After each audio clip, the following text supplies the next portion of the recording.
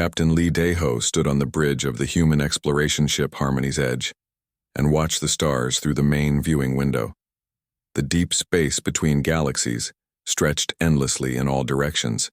His crew had been traveling for 3 months now on their mission to map new star systems and look for signs of life. The bridge was quiet except for the soft humming of the ship's engines. Lee Daeho was a tall man with graying hair and kind eyes. He had been exploring space for over 20 years and had seen many strange and wonderful things, but today felt different somehow. "Captain," called Kim So-ra from her station at the communications desk. She was the ship's language expert and had studied alien languages for most of her adult life. Her voice carried a note of concern that made Lee Daeho turn around quickly. "What is it, So-ra?" he asked as he walked over to her workstation. Kim So-ra adjusted her headphones and pointed at the screen in front of her.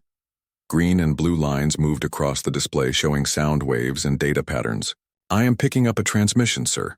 It is very weak, but it keeps repeating over and over again." Lee Daeho leaned closer to look at the screen. The signal was indeed faint and seemed to be coming from a star system that was not on any of their charts. "Can you tell what it is saying?" he asked. Kim So-ra shook her head slowly. "Not yet, Captain. The language is completely unknown to me, but there is something about the tone of the voice that sounds very sad, almost like someone is crying or asking for help." The other crew members on the bridge had stopped their work to listen. Park Jin-woo, the ship's engineer, looked up from his repair work on a control panel. He was a young man with quick hands and an even quicker mind when it came to fixing things. "Where is the signal coming from?" Park Jin-woo asked as he wiped his hands on a cloth. Kim So-ra checked her readings again. "It appears to be from an uncharted system about 2 days' travel from here. The signal is very old, though. It might have been traveling through space for weeks before reaching us." Lee Daeho felt a familiar stirring in his chest. It was the same feeling he had gotten many times before when faced with a mystery or someone who might need help. "Keep working on translating it, So-ra. Jin-woo, I want you to plot a course to that system." "Captain," said Choi Min-ji from her position at the navigation controls. She was the ship's communications officer and usually handled all contact with other ships and space stations. "We are not scheduled to investigate uncharted systems on this mission. Command wants us to stick to our planned route."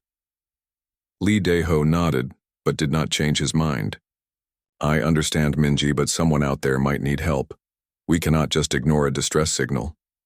For the next several hours, Kim So-ra worked at her station trying to decode the alien transmission. She ran the sounds through every translation program the ship had. She compared the patterns to thousands of known languages from across the galaxy. Slowly, piece by piece, she began to understand what the voice was saying. The other crew members went about their normal duties, but everyone kept glancing over at Kim So-ra to see if she had made any progress. The ship's doctor, Han Yu-jin, stopped by several times to bring her coffee and ask how the work was going. Finally, as the ship's artificial day cycle was coming to an end, Kim So-ra called out to the captain. Her voice was shaking slightly and there were tears in her eyes. "Captain, I have translated most of the message," she said quietly. Lee Daeho hurried over along with the other senior crew members. They gathered around Kim So-ra's workstation as she prepared to play the translated version of the alien transmission. "The voice belongs to someone calling herself Velthara," Kim So-ra explained. "She says she is from a planet called Kethmore. Captain, the message is heartbreaking." Kim So-ra pressed a button and the translated voice filled the bridge. It was the voice of a female speaking in clear but heavily accented human language thanks to the translation program. "Please, if anyone can hear this message, I am begging you for help. My name is Velthara, and I am the last adult left on the planet Kethmore in the 7th spiral system.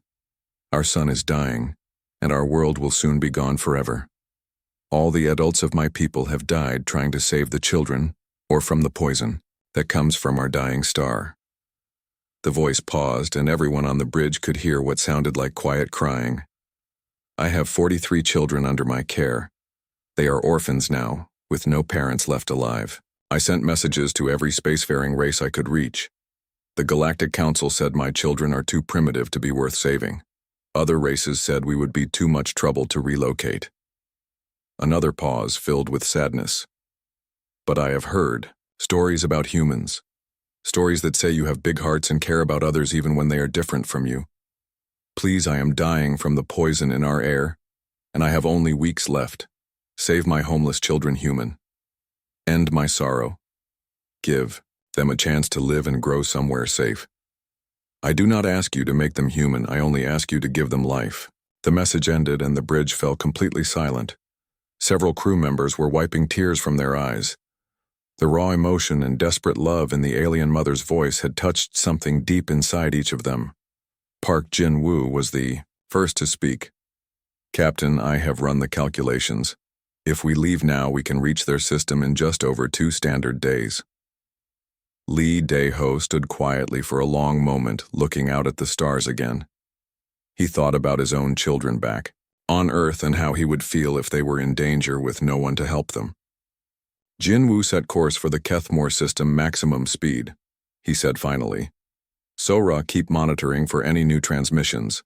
Minji, send a message to Earth Command, letting them know we are investigating a possible rescue situation.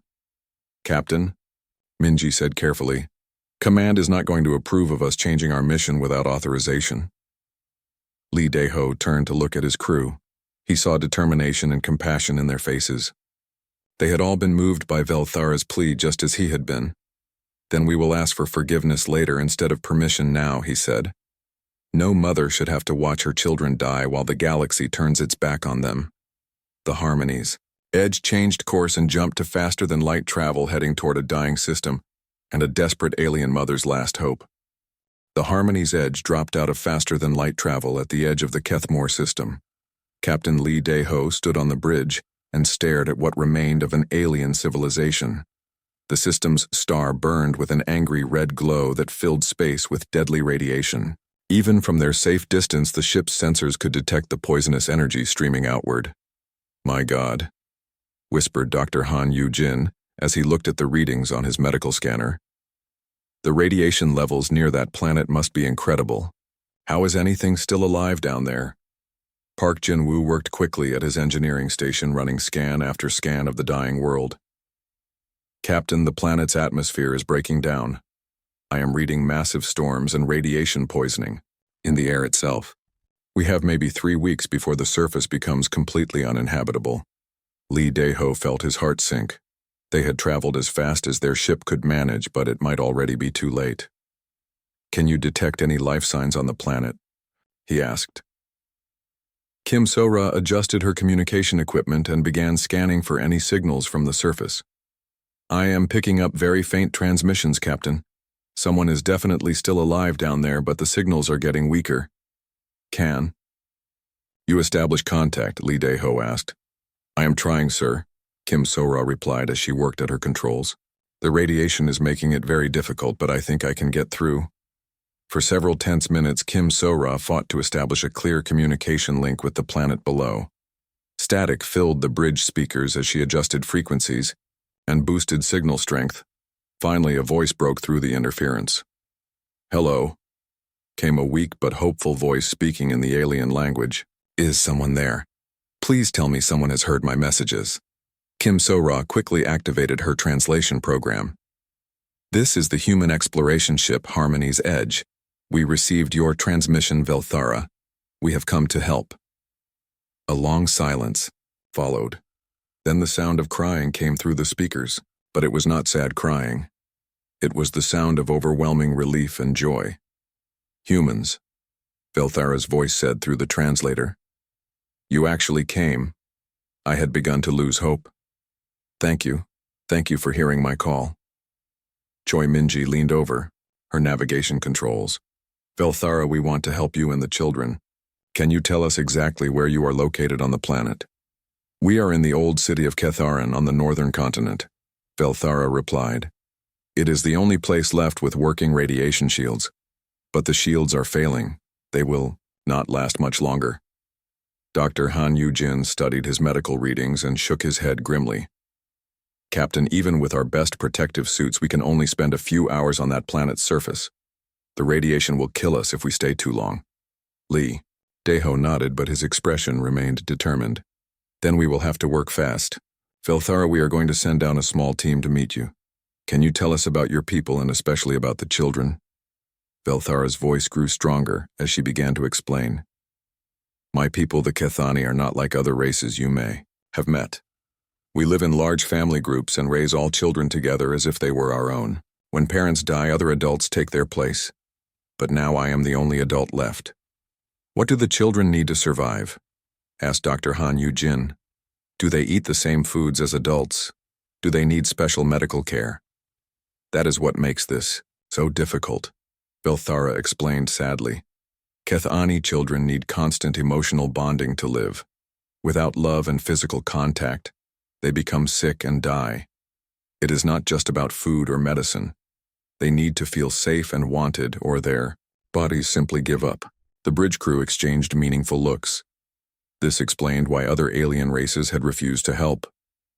Most galactic civilizations were highly advanced, but also very logical and unemotional. They would see caring for children who needed constant, emotional attention as inefficient and wasteful. Kim Sora spoke into her microphone. Velthara, we are preparing to come down to meet you. How many children are there exactly? 43 little ones, Velthara answered. The youngest is barely 2 years old and you're counting. The oldest is 15. They are all that remains. Of over 300 children who lived in our city before the dying began. Choi Minji felt tears in her eyes as she imagined what these children had been through. Are they hurt or sick? Some are weak from the bad air, Velthara admitted. But mostly they are afraid and confused. They do not understand why their parents cannot come back. They ask me every day when the grown-ups will return home. Park Jinwoo had been working on landing calculations while listening to the conversation. Captain, I can get a shuttle down to the surface, but we need to move fast. The radiation storms are getting worse by the hour. Lee Dae-ho made his decision quickly. Jinwoo prepped the shuttle for immediate departure. Han Yu-jin gather whatever medical supplies we might need. Sora and Minji, you are with me. We are going down to meet Velthara and see these children for ourselves. Captain, Dr. Han Yu-jin said quietly, even if we can get the children off the planet, we have no idea how to care for beings who need constant emotional bonding. Our ship was not designed to handle 43 alien children. Lee Dae-ho paused at the bridge exit and looked back at his crew. Han Yu-jin, have you ever held a scared child in your arms and felt them stop crying because they finally felt safe? The doctor nodded slowly. Then you already know more about caring for these children than any other species in the galaxy, Lee Dae-ho said. Humans have been taking care of children who are not our own for thousands of years. We call it adoption, love, and compassion. Maybe that is exactly what these little ones need. An hour later, the shuttle launched from the Harmony's edge and descended toward the dying planet below. As they broke through the toxic atmosphere, the crew could see the ruins of what had once been a beautiful world. Empty cities stood like broken teeth against a red, poisoned sky, but in one small area, a faint energy shield still glowed, protecting the last survivors of an entire civilization. And somewhere behind that failing shield, 43 children waited for someone to love them enough to carry them to safety among the stars. The shuttle touched down on the cracked surface of Kethmore with a soft thud. Captain Lee Dae-ho looked through the small window at the alien landscape outside. The ground was covered in a strange purple dust, and the sky above glowed with the sickly red light of the dying star.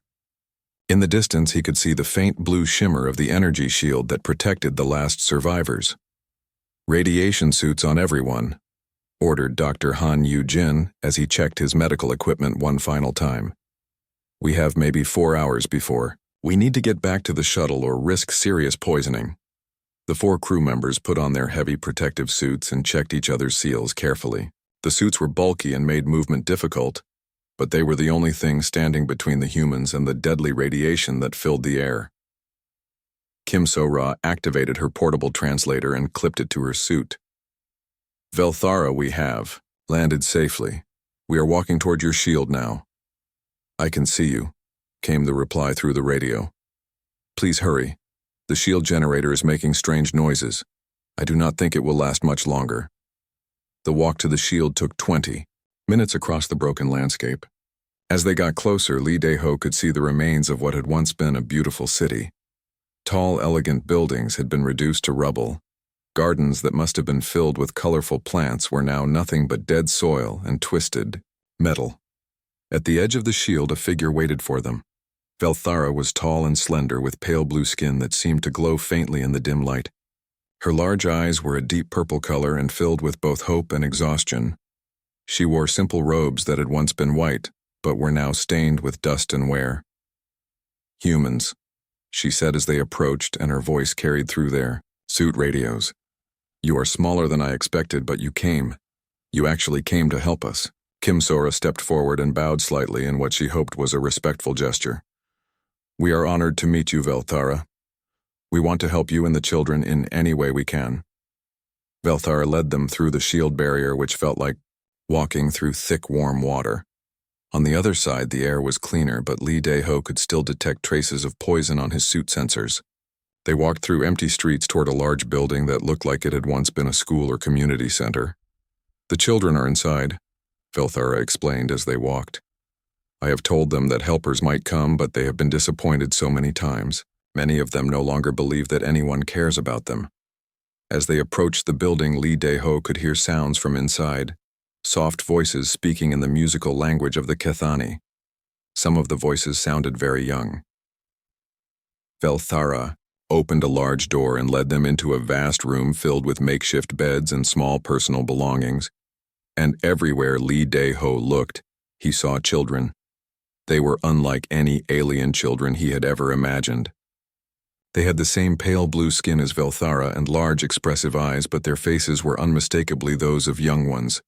Some were very small, barely able to walk. Others looked to be teenagers. All of them were thin, and many looked sick or afraid.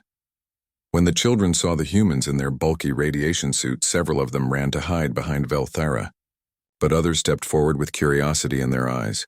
One small child, who could not have been more than 5 years old, walked right up to Li Daeho and reached out to touch his suit with a tiny hand. "She wants to know if you are real," Velthara translated. "Her name is Kira, and she has been asking about the humans who might come to help us." Li Daeho knelt down slowly so he was at the child's eye level. Even through his suit helmet, he could see the intelligence and hope in her large, purple eyes. She was so small and fragile-looking that he felt his heart break a little. "Tell her I am very real," he said to Kim-Sora, "and tell her that we want to take all of you somewhere safe." When Kim-Sora translated his words, several of the older children gathered around to listen. They whispered among themselves in their musical language. Some looked hopeful. Others seemed afraid to believe. Choi Minji had been studying the group carefully. "Velthara, how do these children survive emotionally without parents? What happens when they are sad or scared?" Velthara's expression grew even sadder. "That is our greatest problem. Kethani children need physical contact and emotional bonding to stay healthy. Without it, they become sick and eventually die. I try to comfort them all, but I am only one person, and I am growing weaker each day." Dr. Han Yu-jin ran his medical scanner over several of the children who allowed him to approach them. His readings showed high levels of stress hormones and signs of emotional trauma, but he also detected something else that surprised him. "Captain," he said quietly over their private radio channel, "these children are responding to our presence in a very interesting way. Their stress levels are actually dropping just from being near us." Li Daeho watched as more children gradually approached the humans. They seemed drawn to the strangers despite their fear.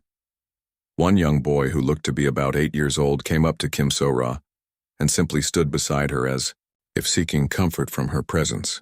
"Velthara," Li Daeho said carefully, "we want to take you and the children back to our ship and then to human space where they will be safe. But I have to be honest with you. This will be very dangerous and possibly illegal." Velthara looked at him with confusion. "I do not understand. Why would saving children be illegal?" Choi Min-ji explained as gently as she could. "There are laws about taking alien civilians across space borders without proper authorization. The Galactic Council has very strict rules about refugee situations. If we take you, we might be breaking several important laws. But more importantly, added Dr. Han Yu-jin. "We do not know if we can properly care for your children. Our ship was not designed to house 43 young aliens. We do not have the right food or medical facilities or living spaces." The room fell quiet as Velthara considered their words. The children seemed to sense that something serious was being discussed. Many of them moved closer to the adults as if seeking reassurance. Finally, Velthara spoke, and her voice was filled with quiet determination. "Humans, I have watched my people die one by one over the past months. I have held children in my arms as they passed away from radiation sickness or simply gave up hope. If you take us, there is a chance some or all of the children might survive. If you leave us here, they will all certainly die within days." She paused and looked around the room, at the young faces watching her. "I am not asking you to make them human or to change your lives completely. I am only asking you to give them a chance to live and grow, even if they forget their homeworld and their language. Even if they never fully understand where they came from, life is better than death." Lee Dae-ho felt the weight of the decision pressing down on him. 43 lives hung in the balance, but so did his crew's future and possibly humanity's standing with the Galactic Council. He looked around at his team and saw the same conflict in their faces. They all wanted to help, but the risks were enormous. Then little Kira stepped forward again and took Lee Dae-ho's gloved hand in both of her tiny ones. She looked up at him and spoke in her musical language. "What did she say?" Lee Dae-ho asked Kim So-ra.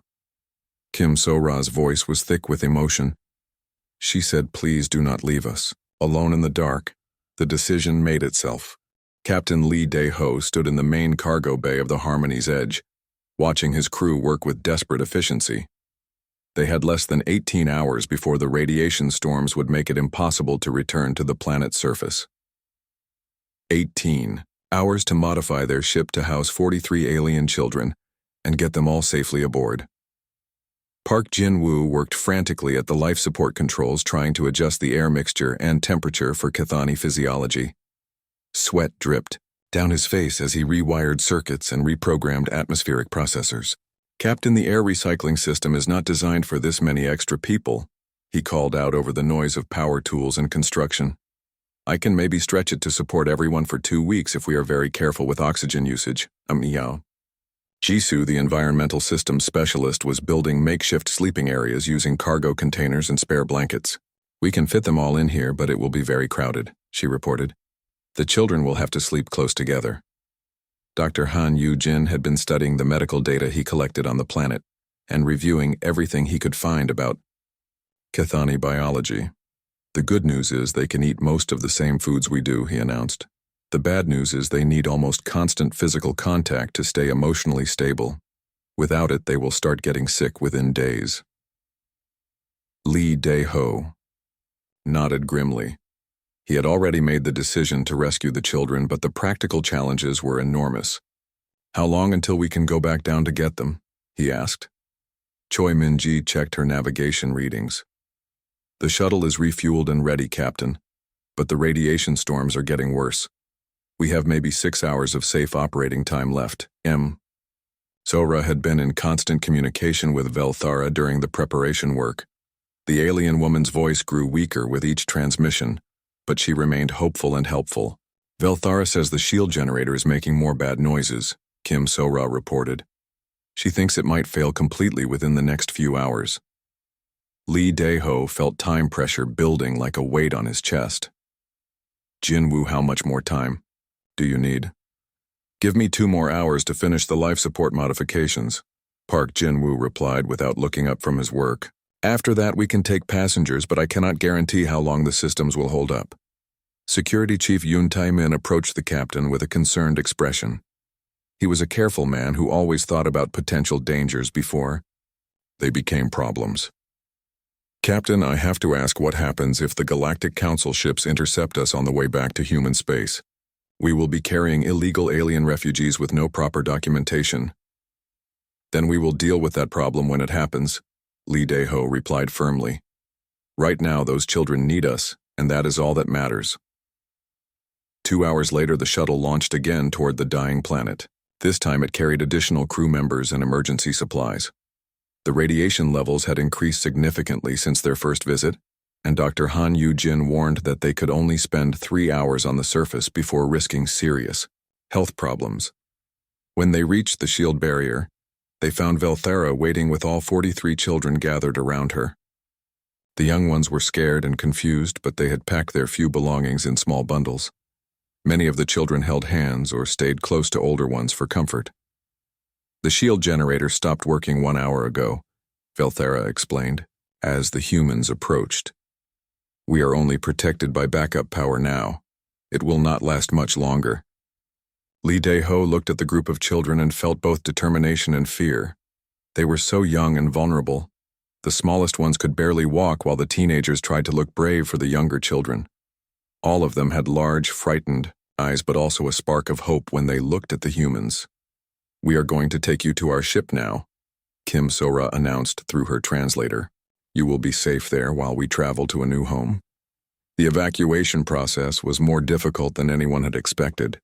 The younger children were afraid to leave the only shelter they had known. Some cried when they had to put on the small, emergency breathing masks the humans had brought. Others refused to let go of Velthera's hand, but slowly and carefully the humans guided each child to the shuttle.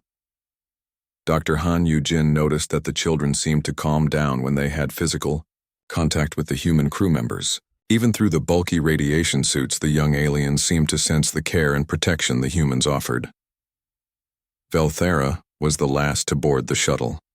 As they prepared to leave, she looked back at the dead city that had been her home for her entire life.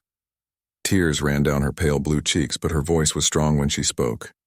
Thank you, she said to the humans. You are giving these children something no one else in the galaxy would give them. You are giving them a future. The shuttle ride back to the Harmony's edge was tense, but successful.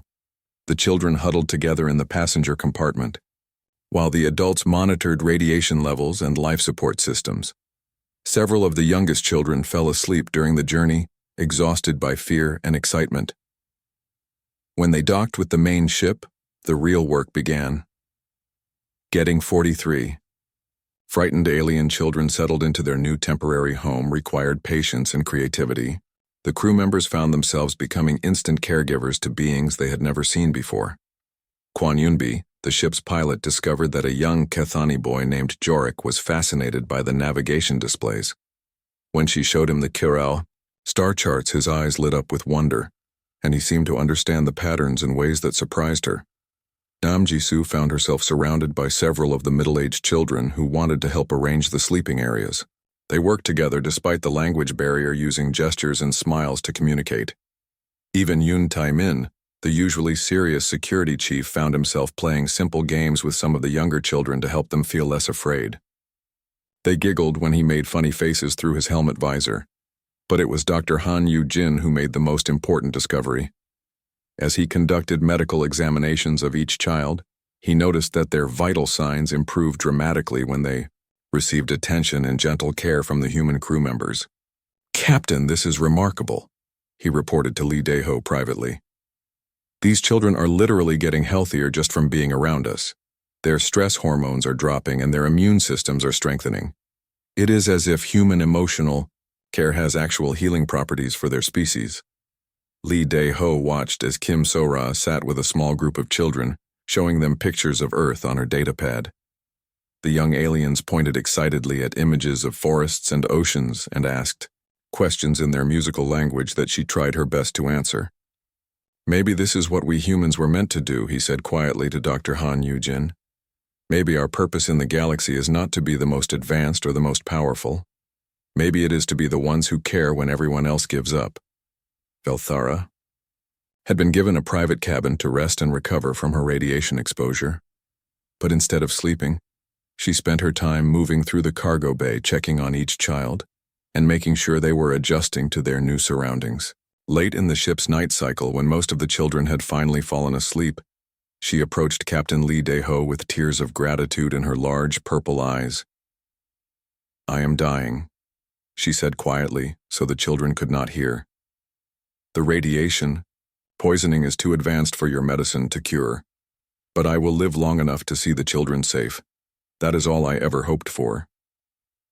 Lee Dae-ho felt his throat tighten with emotion. "Velthara, we will take care of them. I promise you that. They will grow up knowing they are loved."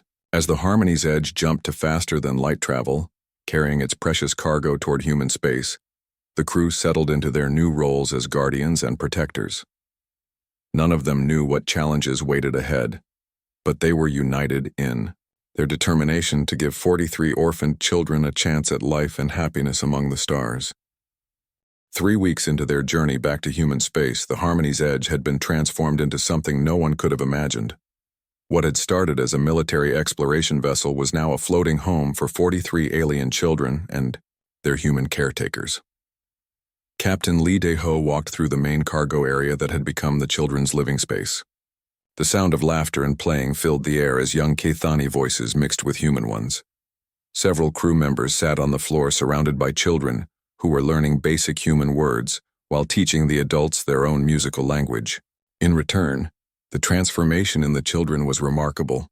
When they first came aboard, they had been frightened and sickly. Now, after weeks of constant care and attention from the human crew, they were growing stronger every day. Their pale blue skin had developed a healthy glow, and their large purple eyes sparkled with curiosity and joy. Kim So-ra had become something like a teacher to many of the older children. She spent hours each day showing them pictures and videos of Earth, while they taught her about their home world Kethmore. The cultural exchange was fascinating to watch as two completely different species found common ground in their shared experiences of family and loss. "The children are learning so fast," she reported to Captain Lee Dae-ho during one of their daily meetings.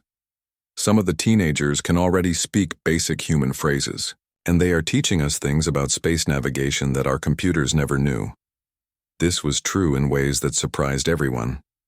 Pilot Kwon Eun-bi had discovered that several of the Kethani children possessed an unusual ability to sense gravitational patterns and stellar radiation fields. Young Jorik, in particular, seemed to have an instinctive understanding of how space currents flowed between star systems. "Captain, it is the strangest thing," Kwon Eun-bi explained as she showed Lee Dae-ho her navigation charts. "When our primary navigation computer failed 2 days ago, Jorik was able to guide us back on course just by feeling the way space moves around us. I have never seen anything like it." Dr. Han Yu-jin was documenting everything he observed about the children's recovery and development. His medical report showed improvements that seemed almost impossible. Children who had been malnourished and emotionally traumatized when they came aboard were now thriving in ways that defied conventional medical understanding.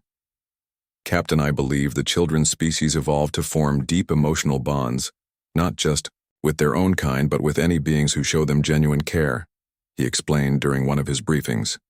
"The human crew's natural tendency to nurture and protect is literally healing these children at a biological level." The crew members had each formed special connections with different children. Park Jin-woo found himself becoming a surrogate father to 3 young brothers, who followed him everywhere and wanted to help with his engineering work.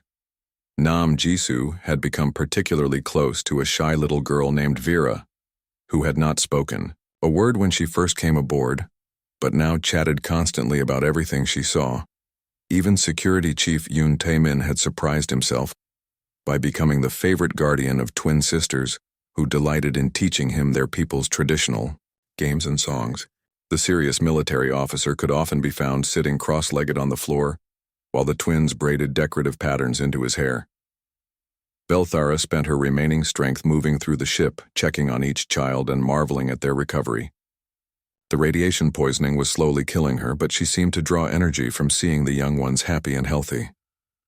"You have worked a miracle," she told Captain Lee Dae-ho one evening, as they watched the children play together before bedtime.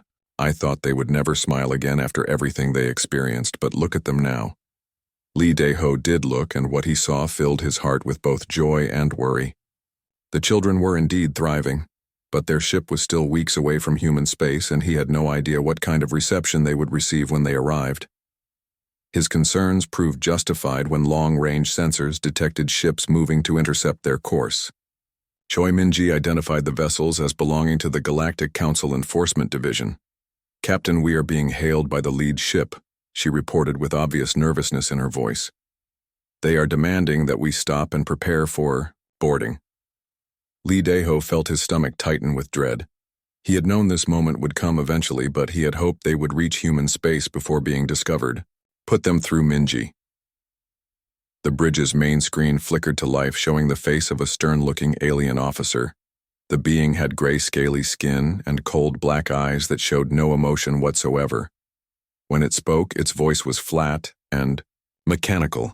Human vessel, you are in violation of galactic immigration law. Section 147. You are transporting unauthorized alien refugees without proper documentation or quarantine procedures. You will surrender these aliens immediately for processing and deportation. Captain Lee Dae-ho stepped forward to face the screen. Behind him, he could hear some of the children playing in the cargo area below. Their innocent laughter seemed to give him strength. Council Officer, this is Captain Lee Dae-ho of the Human Exploration Service. The beings on my ship are not prisoners or cargo. They are children whose homeworld was destroyed and who had nowhere else to go. We rescued them from certain death. The council officer's expression did not change. The circumstances of their rescue are irrelevant. These aliens have not been processed through proper channels.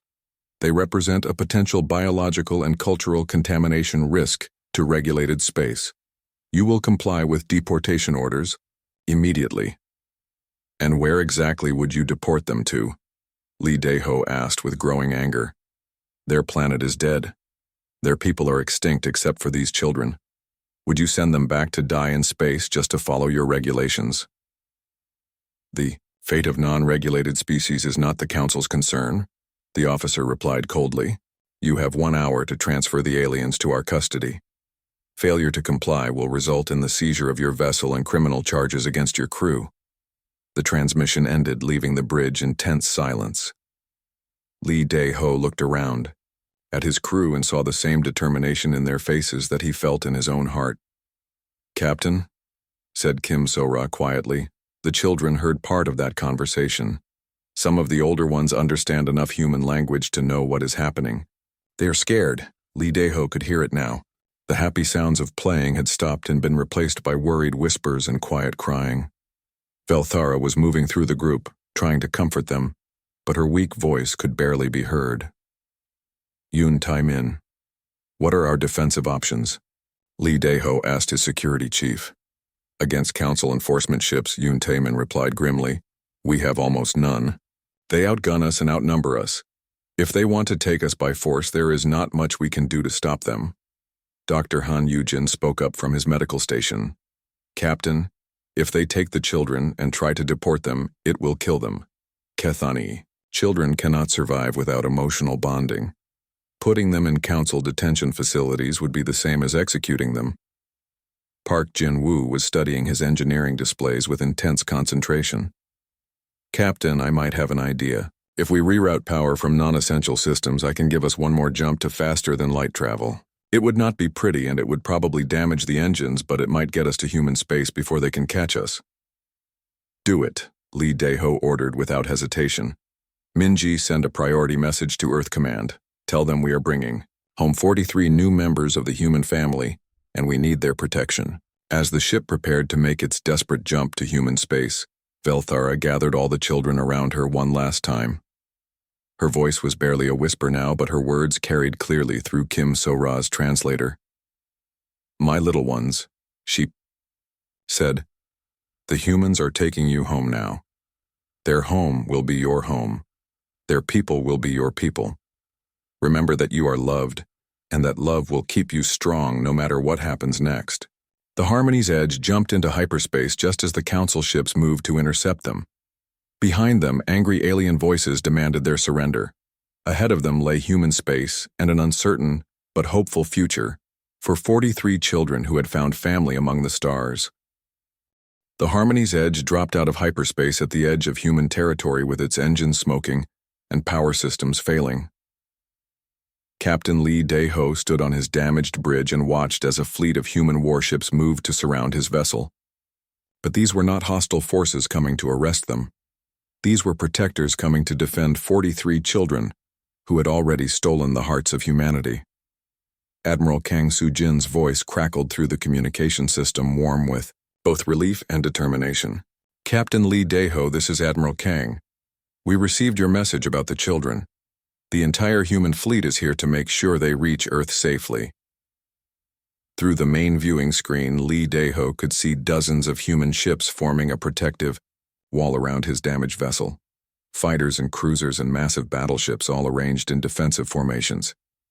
It was the largest gathering of human military power anyone had seen in decades. Admiral, Lee Daeho replied with emotion thick in his voice, "We have 43 Kithani children aboard and 1 dying adult. They need immediate medical care and safe transport to Earth." "Already arranged, Captain," Admiral Kang responded. "Medical ships are moving to assist you now, but I have to warn you that the Galactic Council fleet is only 6 hours behind you. They are demanding we surrender the children for deportation." In the cargo bay below, the children huddled together, sensing that something important was happening. Many of them were crying, not from fear, but from exhaustion and confusion. They had been through so much in such a short time, and now they faced another uncertain moment. Velthara lay on a medical stretcher, too weak to stand, but still trying to comfort the young ones around her. Dr. Han Yu-jin worked frantically to keep her alive long enough to see the children safely delivered to their new home. "The children?" she whispered to Kim So-ra, who knelt beside her. "Are they going to be safe? Will the humans really protect them?" Kim So-ra took the alien woman's frail hand in hers and squeezed gently. "Velthara, look around you. Every human ship in space is here to defend your children. We do not abandon family, and they are family now." As medical teams from the fleet came aboard to help care for the children, something remarkable began to happen. The young Kithani, who had been withdrawn and frightened, started to respond to the gentle care of the human medical staff. Their natural, empathic abilities allowed them to sense the genuine love and protection that surrounded them. Young Jorik, the boy who had helped with navigation, approached one of the human doctors and took her hand. Then something unprecedented occurred. The child's latent psychic abilities activated, and suddenly everyone in the room could feel what he was feeling.